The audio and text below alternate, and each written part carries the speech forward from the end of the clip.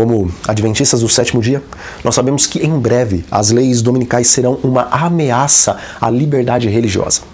E também entendemos que todas as religiões protestantes, começando pelos Estados Unidos, na América do Norte, serão as primeiras a levantarem a bandeira em favor do primeiro dia da semana.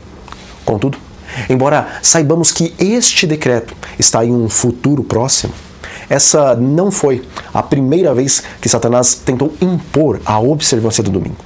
É claro que conhecemos a história do primeiro decreto dominical em 7 de março de 321, o qual foi imposto pelo imperador romano Constantino.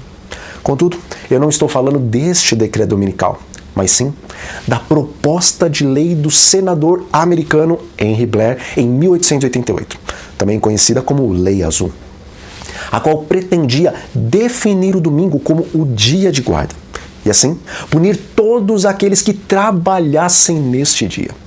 Mas tendo início entre os adventistas um grande movimento para impedir a aprovação das legislações contrárias à liberdade religiosa, o pastor Alonso P. Jones foi designado como representante dos adventistas, para então defender a liberdade de crença perante o Senado americano. E a sua notável defesa sobre o direito de liberdade religiosa levou então o projeto ao arquivamento. Contudo, em 1892, alguns adventistas chegaram a ser presos por trabalharem no primeiro dia da semana no estado do Tennessee. Porém, as leis dominicais regionais também foram revogadas e não mais subsistem nos Estados Unidos. Mas o que poucos consideramos é que nesse projeto foi movido, na verdade, uma iniciativa de mulheres de várias religiões protestantes dos Estados Unidos, as quais viram um declínio moral que estava ocorrendo em seu país. Então, juntaram-se a fim de conseguir inúmeras assinaturas para que o Congresso americano tornasse o domingo um dia santo.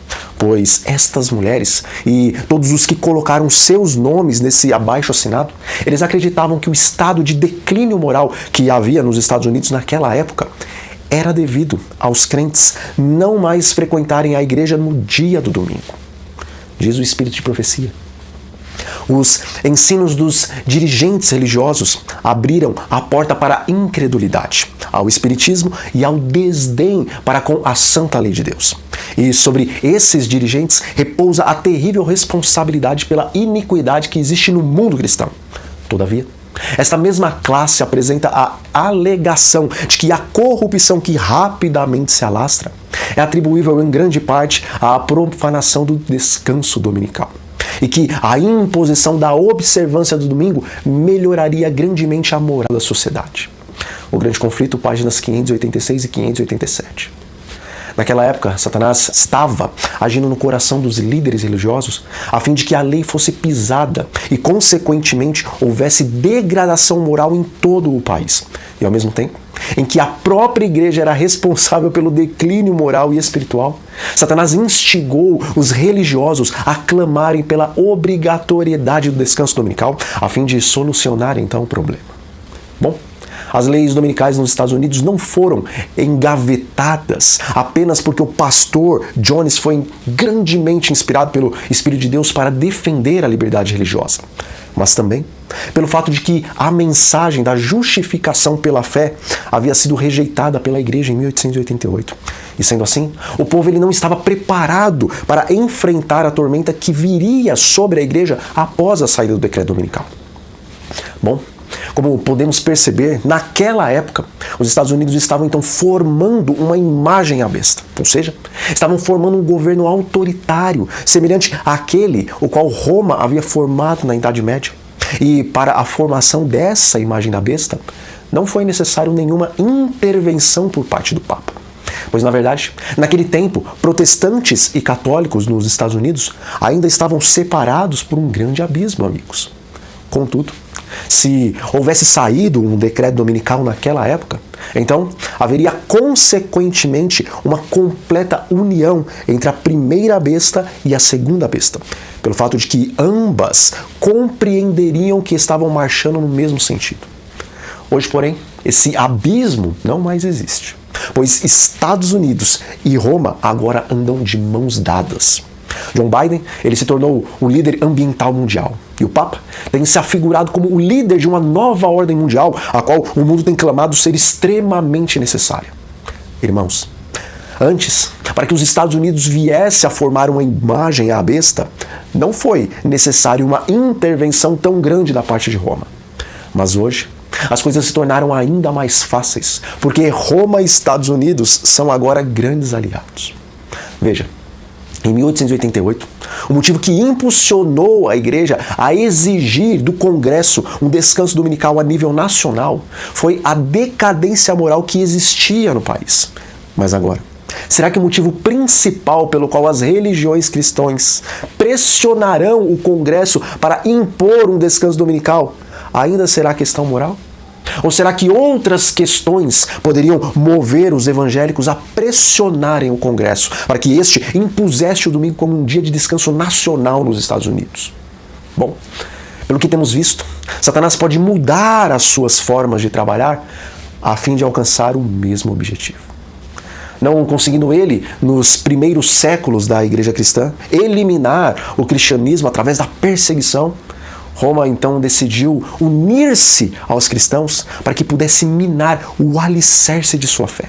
E como está escrito em Daniel, capítulo 7, versículo 25, aquilo que ele fez, prosperou. Veja, em 1888, Satanás fez uma investida para que um decreto fosse promulgado através das questões morais e religiosas, mas o plano do inimigo foi frustrado. Agora, estamos vendo que para obter o seu objetivo, a obrigatoriedade do descanso dominical, Satanás aparentemente tem mudado as suas estratégias para alcançar esse objetivo.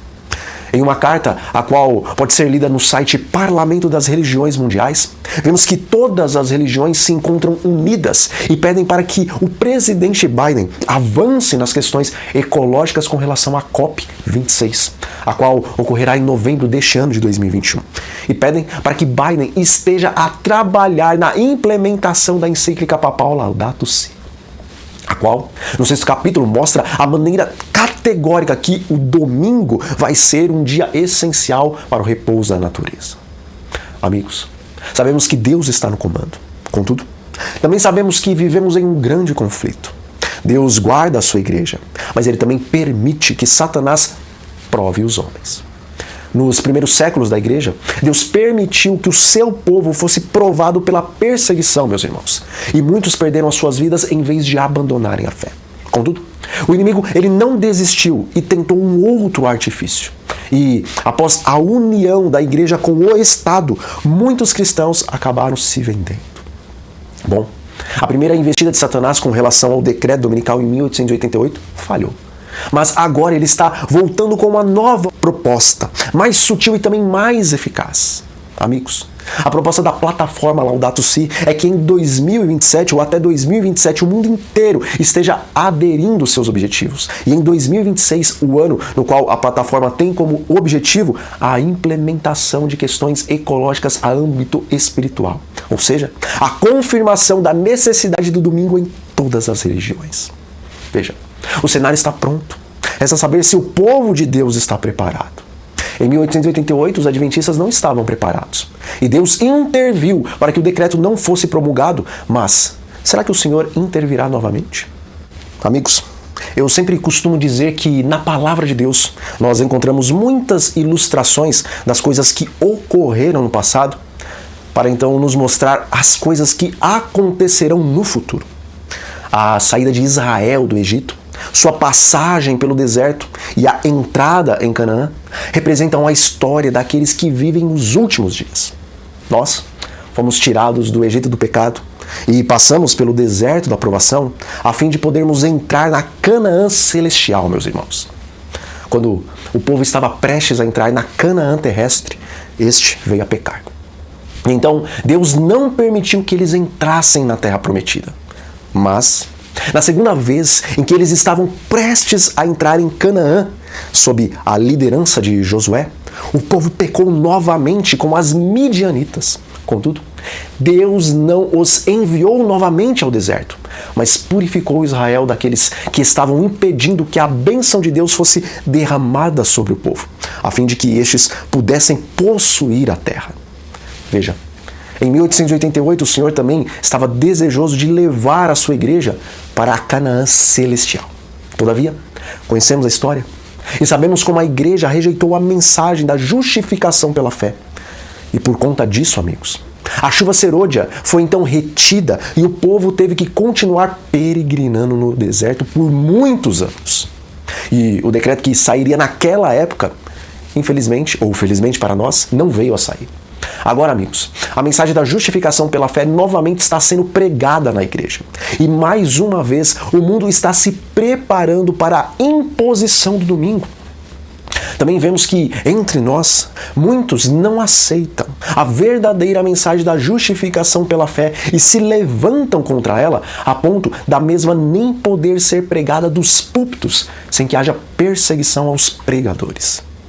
Mas a pergunta que eu faço é: será que Deus impedirá novamente a imposição do decreto, como ele fez em 1888? Ou será que desta vez ele fará como em Sitim e suscitará uma sacudidura na igreja, removendo dela aqueles que estão espiritualmente adulterando com as midianitas, e fará com que o seu povo passe o Jordão espiritual e entre na Canaã celestial? Bom, independente do que irá acontecer, creio que o mais inteligente a fazermos é nos prepararmos através de uma reforma e também de um reavivamento sobre a direção do Espírito Santo de Deus, para que, caso a lei seja promulgada, estejamos então prontos para receber o selo e darmos um alto clamor. Mas caso a lei não seja promulgada, e eu acho difícil que isso não aconteça, mas ainda que não venha a acontecer, que estejamos prontos, pois se viermos a descansar, que as nossas obras nos acompanhem. Amigos, ficamos então por aqui. Um forte abraço a todos vocês e até a próxima. Antes de subir ao céu, Jesus prometeu aos seus seguidores que dentro de pouco tempo retornaria, destruiria o pecado, recompensaria os fiéis e restauraria o planeta a fim de habitar para sempre com seus amigos. Qual o motivo da demora? O que Jesus está esperando? Será que ainda falta se cumprir alguma profecia? Ou será que o atraso se deve a alguma decisão arbitrária da parte de Deus? Em seu livro, Por que Jesus ainda não voltou?, o pastor Herbert Douglas explica de forma fascinante o motivo do atraso de Cristo. Adquira o livro Por que Jesus ainda não voltou entrando no link que está na descrição desse vídeo e prepare o seu coração para o evento mais aguardado de todo o universo.